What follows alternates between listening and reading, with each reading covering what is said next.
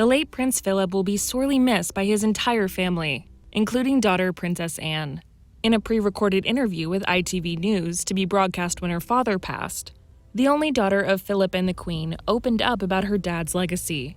When asked to sum up the impact he'd had on his loved ones, she had this to say. From our family, it's fundamental, because without him, it would be completely different. Two people the Duke of Edinburgh clearly made an impact on are his grandsons, Prince William and Prince Harry. Anne recalled how her father was there by the boys' side during the funeral procession for their mother, Princess Diana. I seem to remember him saying that, in fact, it was a question of, if you'll do it, I'll do it. And that was him as a grandfather saying to his, if that's what you want to do, and if you want me to be there, I will be there. Prince Philip died on April 9th at the age of 99.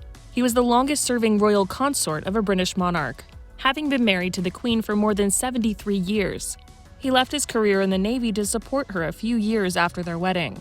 Anne told ITV, "I'm absolutely sure that was not an easy decision, but it shows a real understanding of the pressures that the Queen was going through, and that the best way he could support her was by giving up on his career." Anne's brother, and Prince Philip and the Queen's youngest child, Prince Edward, also paid tribute in a pre-recorded interview. He told ITV of his mother and father's strong relationship. "My parents have been such a fantastic support to each other during all those years and all those events and all those tours and events overseas. To have someone that you confide in and smile about things that you perhaps could not in public, to be able to share that is immensely important." Philip will be missed by his entire family, including Harry.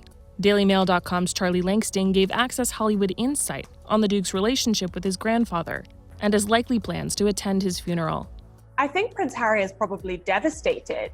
You know, he was very close to Prince Philip. Philip was there to guide Harry through one of the toughest times in his life after he lost his mother, Princess Diana. The two shared a very similar, slightly cheeky sense of humor. And I think Harry will also be feeling incredibly sad for his grandmother. You know, she has lost someone who was by her side for more than 7 decades. And now that Harry is a husband and a father himself, I think he can appreciate more than anyone just how that might feel to lose someone so important. And having been through such an awful loss when his mother died, I think Harry and William probably really understand how the Queen might be feeling, and they're also probably reflecting back on that time in their lives and just how significant a role Philip played during that time.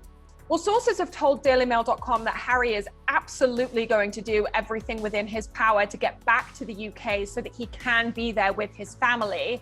Now, it's important to remember that the coronavirus pandemic is ongoing, so any plans that are made will need to be done with that in mind to ensure everyone's safety and health.